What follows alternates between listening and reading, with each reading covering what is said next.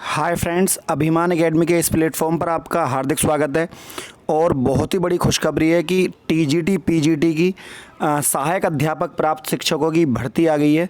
और बहुत ही बड़ी भर्ती है। एक एक करके सभी आंकड़ों को जो भी जानकारी दी गई है और जो भी जानकारी आपको फॉर्म भरने से पहले पता होनी चाहिए, सब के बारे में बात करेंगे। छात्रों में संशय की स्थिति बनी हुई है क्योंकि अभी इन्होंने पूरा नोटिफिकेशन को रीड नहीं किया है। तो आप इस वीडियो के माध्यम से आपको कम समय में ही पूरी जानकारी मिल जाएगी।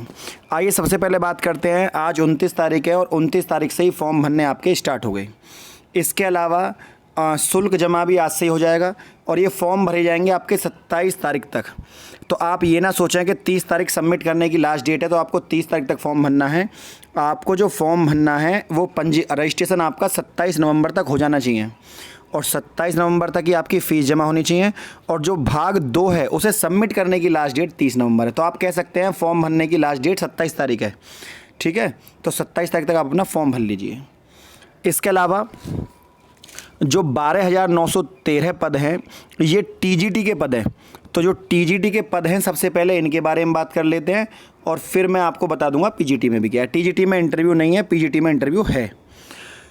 इसमें साफ साफ लिखा हुआ है, महत्वपूर्ण कुछ निर्देश हैं जिसमें पदों की संख्या घट बढ़ भी सकती है और हर सब्जेक्ट के लिए एक ही आवेदन करेंगे आप, 2 सब्जेक्ट के लिए आवेदन आप नहीं करेंगे, पहली बात। दूसरा, यही सेम प्रोसेस पीजीटी में भी है। भाषा संबंधी उसी भाषा में होंगे। हिंदी का प्रश्न पत्र हिंदी में होगा, संस्कृत का संस्कृत में होगा, अंग्रेजी का अंग्रेजी में, उर्दू का उर्दू में, जो भी आप भाषा भरेंगे उसी भाषा में। अब ये 1998 की जो सेवा नियमावली है उसके आधार पर आपकी शिक्षित स्नातक टीजीटी की परीक्षा हो रही है और यही आपको करना है। तो आपको पता होना चाहिए आरक्षण का वही हिसाब है जो हर बार होता है और 10% आरक्षण का जो है ईडब्ल्यूएस का भी है। और संजय सिंह वाले केस में आपको पता था कि ये संजय सिंह वो व्यक्ति हैं जो नौकरी कर रहे थे तदर्थ शिक्षकों के पद पर। लगभग इन्होंने कोर्ट को 14 से 15 साल घुमाया। उसके बाद 14-15 साल घुमाने के बाद जब आखिरकार सुप्रीम कोर्ट को ये मामला संज्ञान में लेना पड़ा और तत्काल इनको नौकरी से हटा दिया गया, सभी तदर्थ शिक्षकों को। ये ऐसे ही हैं जैसे बीएड वाले केस में, प्राइमरी वाले केस में शिक्षा मित्र हैं, ऐसे ही इनको भी वेटेज मिला है और इनको जो 1 साल का वेटेज दिया जाएगा वो 3.2 नंबर कुछ करके हैं, वो मैं अभी आपको दिखा दूंगा। तो उसी आधार पर इनको कुछ नंबर मिलेंगे। अधिभार मिलेगा, वो उपखंड 4 में दिया हुआ है। तो पूरा फीस जमा करने के बाद ही आपका माना जाएगा और डेट ऑफ बर्थ आपकी 10th के मार्कशीट से आपका। और सबसे बड़ी बात है, कोई नेगेटिव मार्किंग इसमें नहीं है लिखित परीक्षा में। और तो ये बहुत ही अच्छी चीज़ है। तो हेल्पलाइन नंबर भी दिया हुआ है, यदि आपको कुछ एक्स्ट्रा नॉलेज आपको चाहिए तो हेल्पलाइन नंबर दिया हुआ है, इस पर आप। अच्छा, जो फॉर्म भरने की जो एडवाइजरी है वो सबसे पहले आप कैंडिडेट रजिस्ट्रेशन का फॉर्म खोलेंगे, फ़ी पेमेंट वगैरह, फीड सबमिट, ये तो सब आप कर लेंगे, आपको पता है। सबसे पहले हम मोटी मोटी बात पर आ जाते हैं, पेमेंट वगैरह। तो जो अनारक्षित हैं उनके लिए 750 फीस है, ईडब्ल्यूएस के लिए 450 है, ओबीसी के लिए 750 है और आपका अनुसूचित जाति के लिए 450 है और अनुसूचित जनजाति के लिए आपका 250 रुपये का फॉर्म यहाँ पर उल्लेखित किया गया है।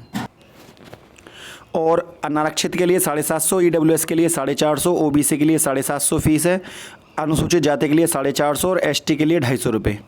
स्वतंत्रता सेनानी, भूतपूर्व सैनिक, महिलाओं के लिए सेम फीस रहेगी, बस विकलांगों के लिए जो भी पैसे दिए हुए हैं उनके आधे। जैसे कि अनुसूचित जाति है और वो दिव्यांग है तो उसके लिए आपको यहाँ पर 125 रुपये की फ़ीस यहाँ पर देनी होगी। तो ये आधी फ़ीस हो जाएगी दिव्यांग की कैटेगरी में। फ़ोटो का साइज़ आप याद रखें 1.4, कई बार बच्चे गलत फॉर्म भर देते हैं। और 70% भाग में चेहरा दिखाई देना चाहिए फ़ोटो में, ये भी बात है। तो ये सब चीज़ें आपको ध्यान रखना है। आंखें खुली हुई फ़ोटो में कोई कई बार छोटी सी मिस्टेक की वजह से आप फॉर्म भरने से वंचित हो जाते हैं। मैक्सिमम एज कुछ भी नहीं है, मिनिमम एज दी हुई है आपकी 21 साल। 21 साल से लेकर आप कितने ही बड़े हों आप फॉर्म भर सकते हैं। पे ग्रेड आपका 4600 का रहेगा। तो 4600 का आपका पे ग्रेड है इसमें, तो आप बिल्कुल भी निश्चिंत रहें। और जो आरक्षण का हिसाब किताब है वो हर साल भूतपूर्व सैनिकों के लिए 5%, दिव्यांगजन के लिए 3% और उसी आधार पर यहाँ पर आपको आरक्षण दिया गया है। अच्छा, जो आवेदन पत्र प्राप्त करने की अंतिम तिथि है वही अर्हता की भी तिथि मानी जाएगी। आपकी योग्यता जो है उसी के आधार पर ली जाएगी। इसके अलावा जो भर्ती परीक्षा है 500 अंकों का पेपर होगा आपका। हर एक जो पेपर है वो पेपर आपका, जो हर क्वेश्चन है 125 क्वेश्चन होंगे। तो जब 125 क्वेश्चन होंगे तो आपका प्रत्येक क्वेश्चन 4 नंबर का होगा तो 125 में आप 4 की गुणा करेंगे तो 500 नंबर का आपका पेपर हो गया और 500 नंबर की मेरिट लगेगी।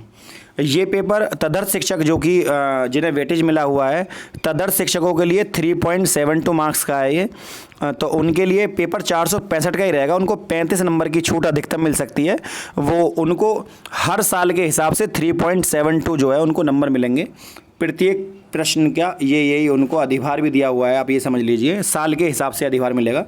ये देखो यहाँ लिखा हुआ है कि तदर्थ शिक्षकों को 1.75 एक क्वेश्चन एक साल की नौकरी करने पर था, जैसे शिक्षा मित्रों को मिले हैं नंबर ऐसे ही इनको मिलेंगे। एक साल की नौकरी करने पर 1.75 इनको वेटेज मिलेगा एक साल का, तो अधिकतम 35 नंबर इनको मिल सकते हैं इसमें।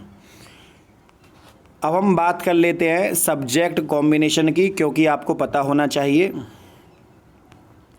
सबसे महत्वपूर्ण जानकारी सब्जेक्ट कॉम्बिनेशन होता है। ये जो नॉर्मली चीज़ें हैं वो आपको मिल ही जाएंगी। तो वहाँ पर सबसे पहले हम बात कर लेते हैं अनुसूचित जाति है, तो आपका फॉर्मेट दिया हुआ है इन्होंने कि किस फॉर्मेट में आपको ये वैकेंसी आपको पता होगा किस में कितनी वैकेंसी हैं। हिंदी में 1742 हैं, गणित में 1822 हैं, गृह विज्ञान में 611 हैं। तो सबसे कम वैकेंसी आपकी संगीत वादन में है और सबसे ज़्यादा वैकेंसी आपकी मैथ में है। मैथ के बाद आपकी सबसे ज़्यादा वैकेंसी जो है वो 1742 हिंदी में है, फिर 1741 साइंस में है। उसके बाद आपकी इंग्लिश में वैकेंसी हैं काफ़ी भारी, बाकी सब में थोड़ी थोड़ी वैकेंसी हैं, इन सब्जेक्टों में ज़्यादा वैकेंसी हैं। उधर जो बालिका जो लड़कियों का स्कूल होते हैं बच्चों के, वो उसमें कुछ वैकेंसी अलग दी हुई हैं। यहाँ पर आप डाटा देख सकते हैं। फॉर्म भरते टाइम आप टिक मार सकते हैं कि आप किसको वरीयता देना चाहते हैं। तो सबसे पहले आपको मैं हिंदी का बता देता हूँ। हिंदी में बीएड हिंदी एवं संस्कृत के साथ बीए में हिंदी होनी चाहिए और संस्कृत इंटर में होनी चाहिए, तभी आप फॉर्म भर पाएंगे। मैं दोबारा बता देता हूँ, हिंदी बीए के साथ करी हो और आपने इंटर संस्कृत के साथ करी हो तो ही आप फॉर्म भर सकते हैं, वरना आप फॉर्म नहीं भर सकते हैं। ठीक है। और इसके अलावा बीएड तो आपके पास होना ही चाहिए।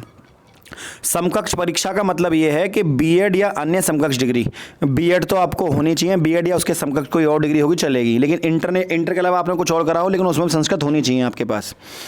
दूसरा है बीए हिंदी और संस्कृत विषय के साथ, या फिर आपके पास बीए में हिंदी और संस्कृत दोनों हो और बीएड हो तो भी बात चल जाएगी। बीएड या अन्य समकक्ष डिग्री जो है अनिवार्य है, बिना बीएड के आप फॉर्म नहीं भर पाएंगे। इसके अलावा आपका बीएड हो एमएड हो, इसके अलावा आपका बीएड हो एमएड हो, अगर आपने ये सब चीज़ें कर रखी हैं तो आपको ये छूटें जो हैं यहाँ पर दे दी जाएंगी। ये आपको मतलब विशेष अधिमान मिलेगा, विशेष लाभ मिलेगा। आपने राष्ट्रीय स्तर पर कोई गेम, आप प्लेयर हैं नेशनल लेवल के, आपने बीएड एमएड या पीएचडी कर रखी है तो आपको इस चीज़ में अधिमान मिलेगा अलग से, क्योंकि एक तो होता है बीएड, एक होता है बीएड के समकक्ष डिग्री आपने कुछ कर रखी हो। तो दोनों ही केस में आपके पास यदि आपने समकक्ष करा है तो हो सकता है आपको उसका लाभ ना मिले, लेकिन समकक्ष के अलावा आपने कुछ बीएड कर रखी है तो उसको वैल्यू ज़्यादा दी जाएगी बजाय समकक्ष के, क्योंकि कुछ लोग एजुकेशन से कुछ और ग्रेजुएशन कर लेते हैं, उसको बीएड की इक्वल मान लेते हैं, तो बीएड को वैल्यू है ना कि एजुकेशन से उस सब्जेक्ट को। इसी तरह गणित है, गणित में आपने बीए कर रखी हो या बीएससी मैथ से कर रखी हो। मैं दोबारा बोल देता हूँ, या तो आपने बीए कर रखी है मैथ से या आपने बीएससी कर रखी है मैथ से, ये आपके पास होना चाहिए, बीएड डिग्री अनिवार्य है। इसके अलावा गृह विज्ञान या गृह अर्थशास्त्र, होम इकोनॉमिक्स में घरेलू विज्ञान, तो गृह कला होम आर्ट में आप मतलब आपने गृह विज्ञान ले रखी हो ग्रेजुएशन में, अथवा गृह विज्ञान महाविद्यालय इलाहाबाद का टीसी या लेडी इरविन कॉलेज दिल्ली का डिप्लोमा, ये भी सब मान्य है। इसके अलावा बीएड होनी चाहिए गृह विज्ञान में। उर्दू विषय के साथ आपने बीए करी हो या एलटी या बीटी कर रखी हो, आपने बीएड कर रखी हो, समकक्ष डिग्री होनी चाहिए, बीएड आपकी अनिवार्य है उर्दू में। और बीए में अंग्रेजी साहित्य ले रखा है, इसमें अंग्रेजी में बीए यदि आपने इंग्लिश लिटरेचर से करी है तो आपका मान्य है, अथवा यूजीसी द्वारा मान्यता प्राप्त किसी डिग्री कॉलेज से आपने 3 साल का स्नातक कोर्स अंग्रेजी भाषा के साथ करा है और साथ में बीएड करी है तो आपका अंग्रेजी से मान्य है। इसके अलावा संस्कृत में कुछ बच्चे हिंदी वाले संस्कृत भरने चल देते हैं, तो उनको बता देता हूं मैं, बीए संस्कृत सहित एलटी या बीटीसी या बीएड समकक्ष में शिक्षा में डिग्री होनी चाहिए आपकी, वो डिप्लोमा। वाराणसी संस्कृत विद्यालय से कुछ कराया आपने तो भी मान्य है, जिसमें एलटी और बीटी वगैरह आते हैं, शिक्षण में डिग्री होगी तो भी आपकी मान्य होगी। इसके अलावा बीएड तो सभी में ही मान्य है। अगर आपने बीकॉम किया हुआ है तो बीएड और अन्य समकक्ष डिग्री भी मान्य है। तो आपने बीकॉम कर रहा है और बीएड करिए तो आप वाणिज्य का, फाइनेंस का फॉर्म भर सकते हैं, अकाउंट का। यदि आपने कृषि, बीएससी कृषि से करी है और बीएड करी है तो आप कृषि से फॉर्म भर सकते हैं। इसके अलावा ये कला में है, कला में बड़ा मोटी मोटी चीज़ें हैं, शिल्प विद्यालय, कला, इन सब विद्यालयों से यदि आपने कुछ किया हुआ है जो कि आपके सामने है, आप वीडियो को रोक कर देख सकते हैं ताकि ज़्यादा देर ना लगे इस चीज़ में। तो ये सब चीज़ें, ये सारी Calcutta final drawing teachership, Lahore के मेयो आर्ट्स स्कूल, तो ये पुरानी चीज़ें चली आ रही हैं। वरना लाहौर के मेयो स्कूल ऑफ आर्ट्स की टीचर सीनियर सर्टिफिकेट परीक्षा का यहाँ पे क्या काम। तो ये पुरानी चीज़ें आज भी चली आ रही हैं, यदि इनसे किसी ने कुछ किया हुआ तो मान्य है। अब कलकत्ता जो है, जो कला है, क्योंकि मेरा ध्यान इस पे चला गया है, पूरी लाहौर जो शब्द दे रखा है लाहौर के मेयो स्कूल ऑफ आर्ट से, तो ये हो सकता है कोई चूक इनसे हो गई हो इस तरह की। अब कला है, उपयुक्त के अंतर्गत इंटरमीडिएट परीक्षा उत्तीर्ण होना सबके लिए आवश्यक है कला में, और आप कला वर्ग में बालिकाओं के लिए ये सब चीज़ें आपके लिए ज़रूरी हैं जो यहाँ पर दी हुई हैं। तो ये कह रहे हैं उपरोक्त अर्हता के साथ सहायक अध्यापक हेतु किसी विषय में स्नातक अथवा प्रवक्ता के हेतु मतलब पोस्ट ग्रेजुएट उपाधि होना अनिवार्य है। यदि आप टीजीटी का फॉर्म भर रहे हैं तो ग्रेजुएट होना अनिवार्य है, और आप पीजीटी का फॉर्म भर रहे हैं तो आपका पोस्ट ग्रेजुएट होना जरूरी है। आपने शारीरिक शिक्षा में ग्रेजुएशन करी हो, देख लीजिए यहाँ पर, जिसको शारीरिक शिक्षा होते हैं हम बीपीएड वगैरह बोल देते हैं, तो इसमें आपने सीपीएड कर रखी हो, उत्तर प्रदेश द्वारा इंटरमीडिएट प्राप्त अथवा समकक्ष कोई अन्य सरकारी राज्य शिक्षा विभाग द्वारा प्रदत्त सीपीएड प्रमाण पत्र होना चाहिए, तब आप फॉर्म भर पाएंगे। इसके अलावा सिलाई में आपसे ये आर्य समाज है, प्रेम विद्यालय वृंदावन से डिप्लोमा है, ये सब आपके डिप्लोमा मान्य हैं, ये तो आप सिलाई के लिए भर सकते हैं। विज्ञान में आपने भौतिक विज्ञान या रसायन विज्ञान के साथ बीएससी करी है तो, और आपने प्रशिक्षण लिया उस चीज़ का, तो बीएड आपका अनिवार्य है।